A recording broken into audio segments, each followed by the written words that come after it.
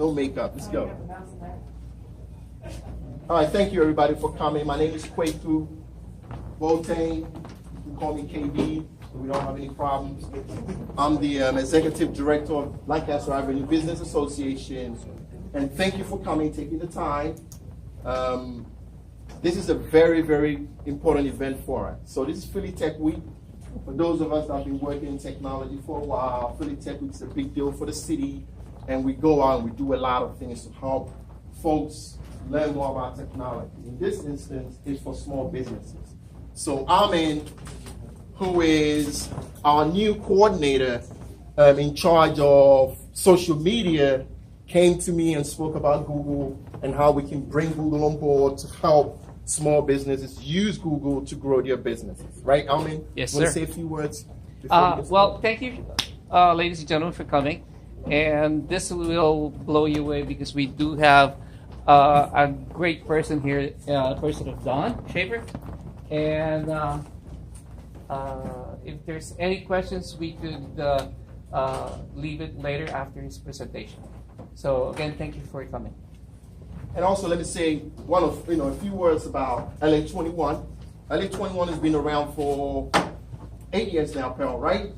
And we are a volunteer-based organization. In other words, all of us have our own jobs, and we still love Lancaster Avenue so much that we put in a lot of time and effort to help business owners in the community thrive.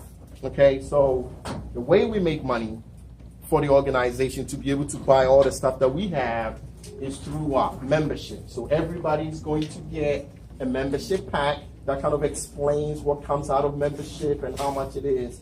Believe me, it's $100 a year, which I think most businesses can afford. The ones that can afford more can pay $500, which is more for our corporate partners like Drexel and other businesses. So please, please, please try and support LA21 as much as you can. If you don't have a business on Lancaster Avenue, you can still pay $75, which is like, thank you. All right? So we're getting ready to start. What's the gentleman's name? Don. Don. Where's Don? Yeah. Hey, Don. All right. Floor is yours, sir. No. Okay. Forgot. So I want to thank everybody again, and I want to introduce also a partner of us in doing this Google presentation. We do a similar Google presentation in Berwyn at his training center. So I'd like to call up Jeff Frank to say some words. Hey, good morning, everybody. Good morning. I want to thank you all for coming out here today. But more than that, I think you're going to be thanking Don and Armin and everyone else who helped put this together. Because after you see what Google can do for you in terms of elevating your position when someone's looking for a business like yours, the end result of that is going to put money in your pocket. Because you're going to end up with having more traffic coming to your business, either whether it's on the web, brick and mortar, or both. So this is really something valuable and important to listen to. So please pay attention, and I hope you give me a little attention. My name is Jeff Frank. I am a financial professional with New York Life, and I just love the work that I do. And I hope all of you have similar love of the kind of things that you do out there. I actually started the love of what I do when I was 9 years old. It might be hard to believe, but I started my own insurance company. And at that time, I had the children in the neighborhood line up at my basement door, file in and give me a penny. And in return, I gave them insurance for the day. Now, I did not realize what I was doing exactly. I knew I was getting a penny. I knew I was giving them insurance. If they broke their leg or broke their arm, I gave them money. But I didn't realize what I really was doing was giving them peace of mind. So the way I can explain that is if you have a car and you have car insurance, you're driving down the street, you're paying attention to the person you're talking to on the phone. You're paying attention to the radio, the music that's playing. You're trying to do something with the children that you have in the back seat that are arguing.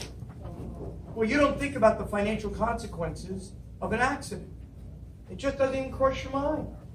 And so that gives you peace of mind when you drive your car, and that's what I do. I give peace of mind to my clients. Most of my clients are business owners. That's one of the reasons that Armin and I work together. They're business owners. They're usually 40 and over, but I do have younger people because the business owners tell their children to sit down and talk to me so they can get a sound financial footing. The way I give people a sound financial footing is I focus on 4 areas. Number one, whatever assets you have, your store, your home, your car, money in the bank, investments you make, whatever it is, I want to be sure you keep it. I want to be sure you don't lose it. That's number one, protection. Number two, I want you to build your assets. I want you to make more money. And in order to make more money, you'll have more assets available. So I want to help you to do that. Number three, when you retire, I want to be sure you can retire in the lifestyle that you're familiar with. So I tell people how they can, how they can take money out of whatever assets they might have in an orderly fashion so that they can have the best possible life and never run out of money in retirement. And then number four, transferring an asset, transferring your business. I can show you a way that makes your business more saleable. I can show you a way where you can take money out of your business tax-free. You can accumulate revenue from that within a financial instrument tax-free. And when you take the money out, you can take it out tax-free. So I can show you a triple tax-free benefit that you can get. All of those things are things that I try to do for my clients.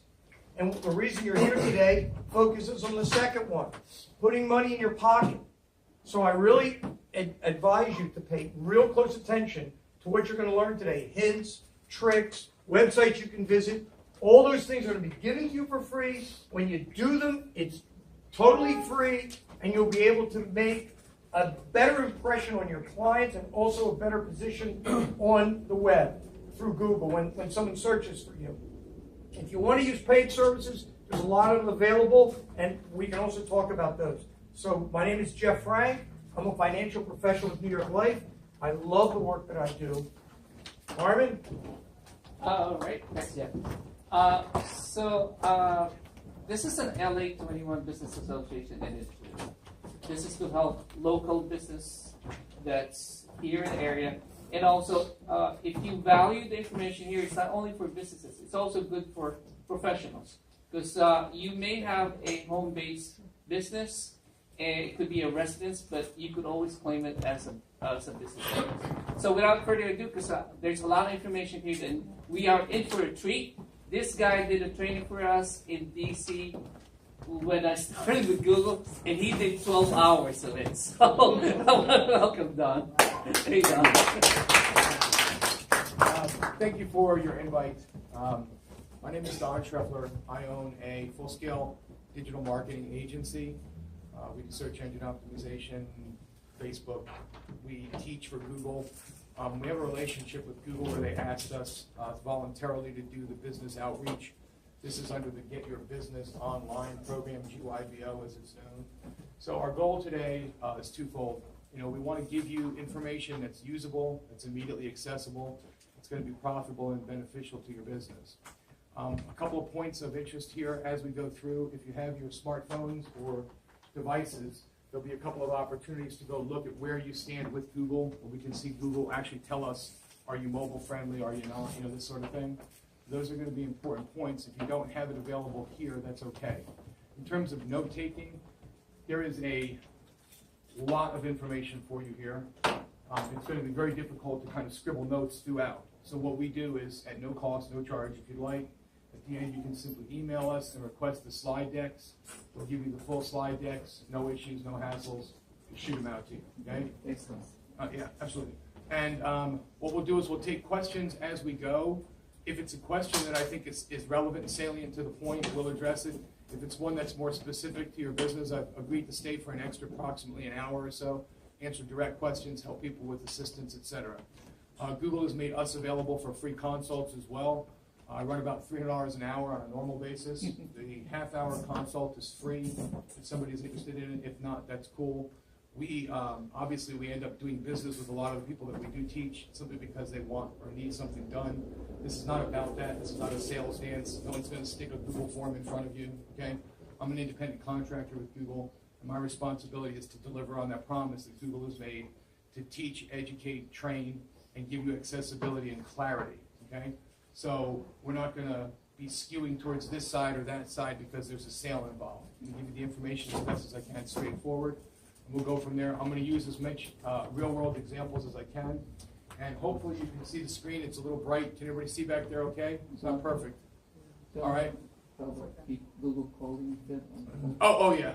If you're getting a call from Google that says, "Hi, we're calling because you're Google, blah blah blah, blah," whatever it is, just hang up.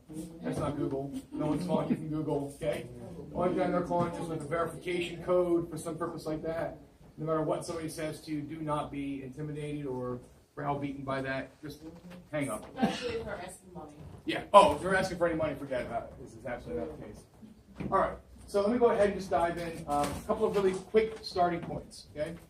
What we're going to try and do today is show you what I would call the hinges that are available to you for your business. Okay. There's the big heavy doors, right? The 300-pound wood door at the cathedral swings very easily on 3 hinges, 12 ounces each. Okay. So you can either struggle with the door, or you can learn to find the hinges and open the door easily. Okay.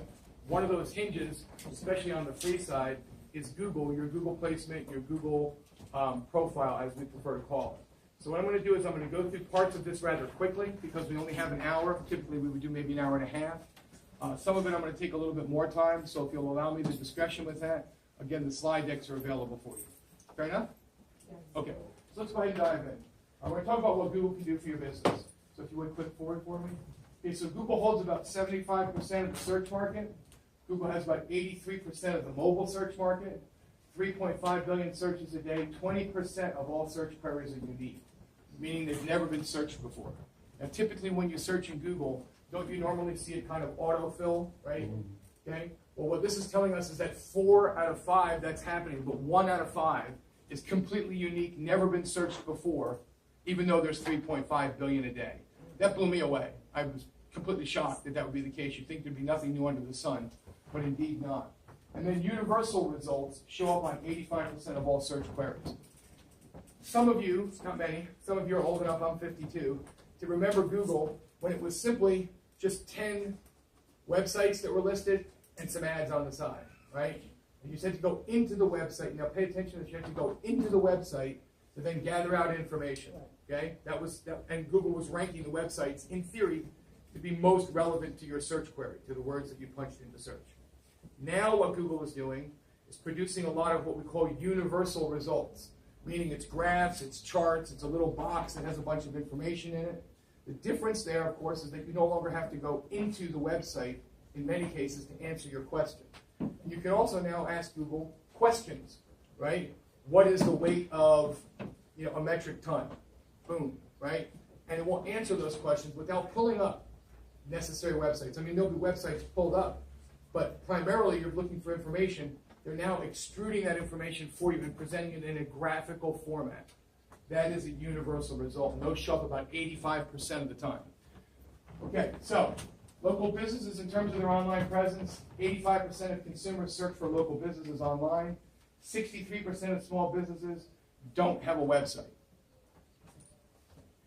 Kind of like not having a door to your physical location, on some level, right? Because the web presence is vital. I mean, think of this as consumers, right?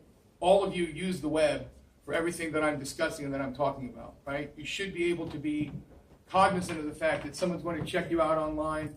I don't care if it's for, a hair salon or a doctor or a dentist or somebody that makes pies, right? There's a comfort now in today's world that's associated with a digital presence, and that digital presence has a huge impact.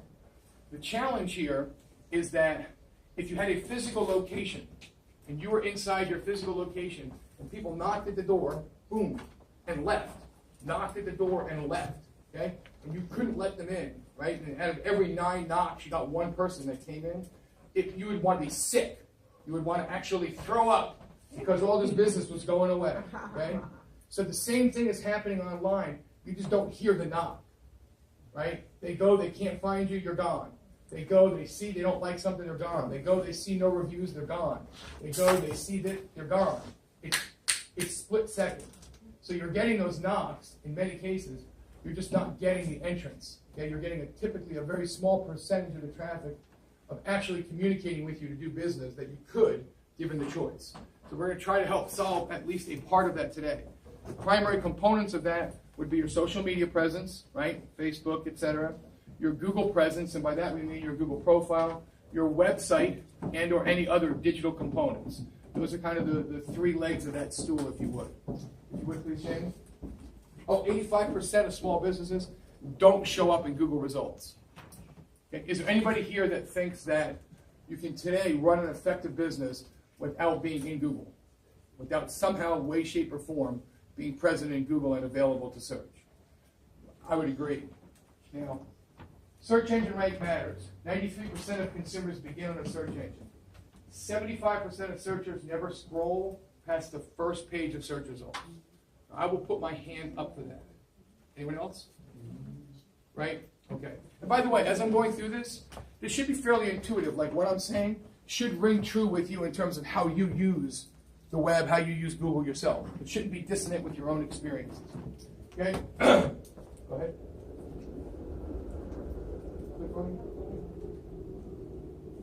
By the way, this is Jamie. She is one of our resident Facebook experts. She does the Facebook marketing for our firm, or part of it. And she's here today. She lives in Philly, so she came in to help. Okay, Google AdWords. Remember when the AdWords were on the right-hand side? Okay, that's no longer the case. They're at the top. That means obviously there's fewer of them. There's more competition. They're more expensive. AdWords are all fine and good. The premise of AdWords is that someone's searching for X, Y, or Z. They go, you can position yourself well in regard to that search and be there when they're searching. That's about 5 to 7% of the interest in that given market. They're only searching right when they're ready. And there's a whole bunch of information gathering and research that's done up front. Optimally, you'd like to be there for that as well. That's a whole different topic and more related to what we call interrupter advertising, like Facebook or a billboard, right, or a magazine article, and then you see the ad underneath it. Those are interrupter advertising, right? You weren't thinking about it, there it is. This is something where you're seeking, going to YouTube for information, going to Google. It's more what we call seeker advertising, okay? And we're going to talk about the Google profile, particularly around this today. 50% of the paid search ads provide 50% of the incremental clicks. I won't go into too much detail, but you can have a paid ad in number 1 or 2 position, and you can have the exact same ad in an organic position, meaning unpaid in the regular rankings, and 50% of the clicks for the exact same ad will still go to the number 1 or 2 position if the ads look exactly the same. This goes to show you that rank, right, is actually important. People do make decisions based on that. Now, the smartphone has radically changed how Google is used, how Google search is used, okay? When was the last time you picked up your computer and said, restaurant near me? Not lately, right? When was the last time you used your phone and either typed or said, restaurant near me, right? Haircut near me, pizza near me, rental car, Philly airport, okay? The smartphone and the accessibility of Google literally in your hand has changed the way people use it in many cases because they're doing it on what we call an interrogatory basis, meaning they're questioning what is the, where is, who is, etc. Okay? So Google has responded to that, but the search terms that people use are different. You used to search differently when you were typing it on a computer than when you search in your phone, either by voice or by typing or texting it. Okay? Now, go ahead and do it, please. All right, now Google Maps. So we've all seen the Google profile, right? I'm going to have Jamie bring up a local business. We're going to look at the profile so we see exactly what we're talking about, okay? Now, what you have to do is, by the way, you got to click out of PowerPoint. And here, let me set it for you. Now, what we're talking about here is, that little right-hand box that comes up on the right-hand side when you search on something from a Google standpoint?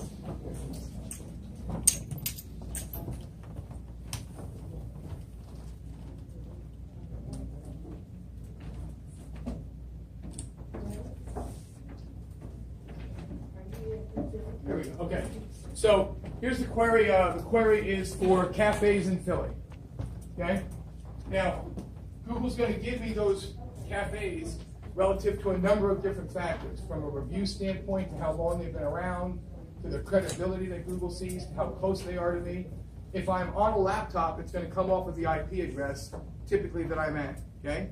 If I'm not in a local area, let's say I was searching for something in Seattle, okay, Google will go off of the center of Seattle, whatever it deems as the center of that geographical area, a literal, longitude, latitude. that will be the center of that search, okay? And the closer you are to the center as a business, typically, the higher you're going to come up. So there's a very strong component of location. In case of a GPS on a phone or a tablet that has GPS turned on, the center of that search will be the searcher themselves because they have their phone and or tablet turned on GPS, okay? Now, if you can scroll down a little bit. So what we're looking at right here, and you've all seen this before, these little 3 key indicators underneath the map. Everyone's used that before? Everyone's familiar with it, right? We call this either the 3-pack, the maps pack, or the local pack. People will refer to it differently, okay? Typically, I'll call it the maps pack, okay? It is the 3 listings that come up under the map for a local business. Now, if I tapped in cats, okay, it's not going to pull one up because that's not a business search, right? If I typed in cat kennels, then it would. If I typed in buy cat food, then it would, because there are physical businesses that provide those services. Does that make sense? So not every search will generate a 3-pack.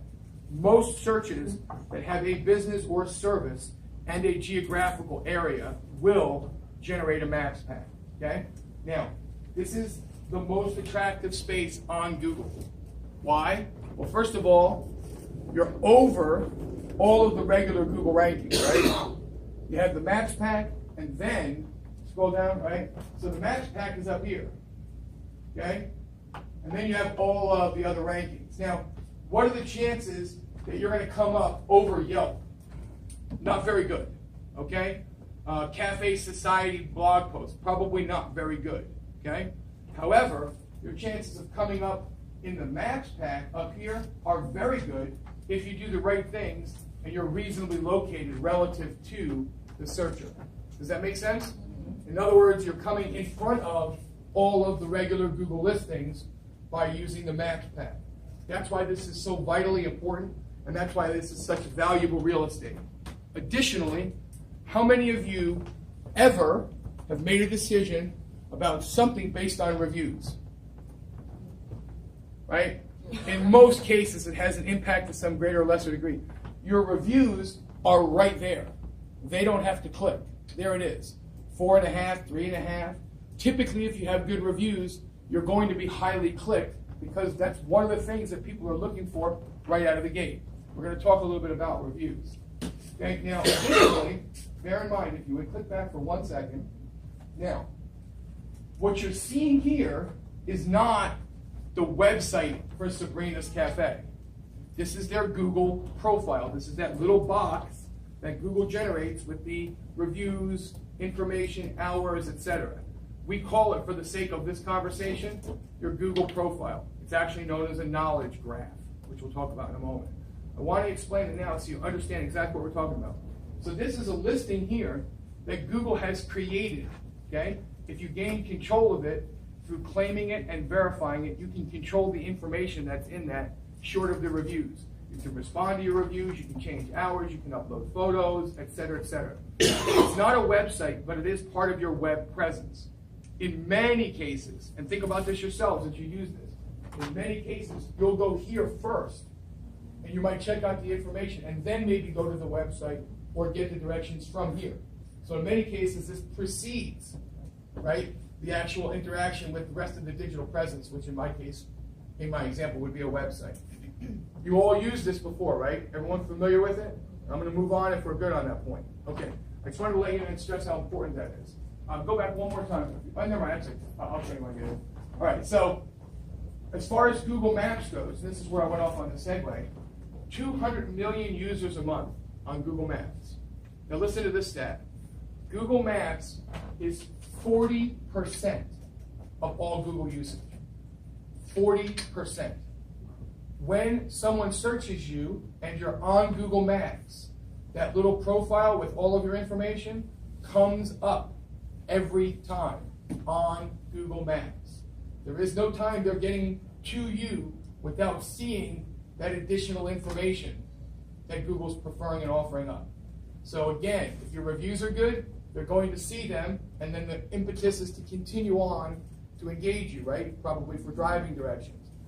Suppose they go to you, they're referred, they see a 3-star review, right, or 2.5, 3 stars, it doesn't look good. There's no way to avoid that showing up, right? This is the importance of your profile and your reviews, okay? Because even if they're just trying to get your directions, there's Google telling them, this is who this is how good they are, this is when they're open, this is where they are, okay? There's no shortcut, right? So you kind of want to pay attention to that, and you want to deal with the review piece very effectively. Okay, so go ahead if you would. Now, Google was born about 17, almost 18 years ago, initially to use search terms to find websites on the internet, as I described before. Okay, they do a great deal more today. I put a couple of them here to clarify, but a couple of trying to be humorous. Okay, so go ahead if you would. So their new goal is to answer your questions. Not just your questions, but Google being Google, I mean, they can read your license plate from space, right? So you got to figure they're going to try to do what they can to be available in all ways possible. They want to be ubiquitous. They want to be everywhere. So trying to answer the questions you haven't even asked yet, okay? So for example, you would click one, how old is Tom Cruise? Well, Tom Cruise is 53 years old, okay? But it also tells me what his birth date is, some other actors, gives me his Wikipedia page, tells me how tall he is, what the birth date was, where he was born, the 3 wives, their names, their dates of birth, his children, upcoming movies, on and on, right? Now, I didn't ask for any of that information, right? But Google offers it up because they want to make sure that whatever information is there, and they've pulled this together instantly. Boom! Did I go into any websites about Tom Cruise? Did I go anywhere to film IMDb? Nothing. There it is, okay? That's a very different thing than having to go into websites, isn't it? It's a fundamental difference than what Google used to be. Now, also, take note of the fact that, oh, you clicked another one. Right, now here's how many people live in Cincinnati. Well, there's the answer. Here's the population graphs. Here's a map. Here's photos. Here's other cities in the comparable areas, Indianapolis, Chicago, with their populations, their graphs. Again, much more information than I asked for. Another example. How many calories are there in a banana? Okay, well, 105 calories in a banana. As it turns out, an average banana is 7 7/8 inches long, if you were curious. 217 grams, okay? And I have the full nutrition information here. And then, at the height of absurdity, click one for me if you would. See, I thought this was interesting. How long is the Roebling Bridge? Okay, so it tells me how long it is, what kind of bridge it is, who built it, who the architect was, when it was built, what kind of construction it is, where it is. But let me just point this out. There's 24 reviews of a suspension bridge. Yeah, really. I mean, I don't have time to review most of the places I go to. Who reviews a suspension bridge? Okay? But the culture is such that people use Google in their own way. God knows out of 100,000 people that go over that every 3 days or whatever, somebody saw fit to review it.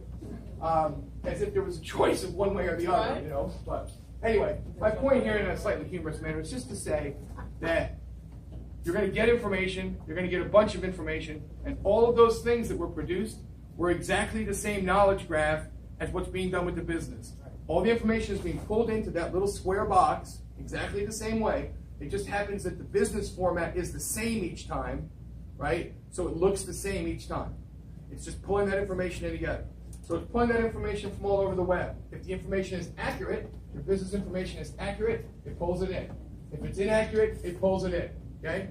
You can control that representation by going into the back end of your Google profile, which we'll show you in a moment. Okay? But I want you to understand that that information is not automatically correct. Google has scraped it from elsewhere on the web. Also, that the reviews that are there, if you're not paying attention to your reviews, you ignore them at your peril. Okay? It is very, very important. Even your ranking itself, Google is trying to rank the best business for you at a given time, which includes location, how close they are to you, but it also includes how good the business is. The better the business is, all other things being equal, the better the chances of ranking well in this regard. But let me point out again, the profile is not your website, right? You could not have a website and have a Google profile. Follow me? In many cases, you'll be able to click into your website from there. They'll link them up. But even that, you have to set up. Most people, if they can't get to the website, they're just on to the next one. Okay? Website's hugely important, but it's used differently than it was even 5 or 6 years ago. Go ahead.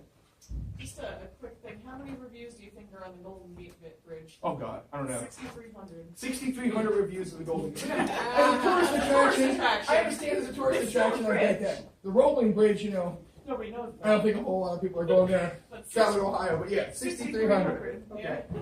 All right, now, what does this mean for local businesses? So 3 years ago, Google conducted a study, 2 of them actually, about 40 pages each. I've got them if anybody wants them.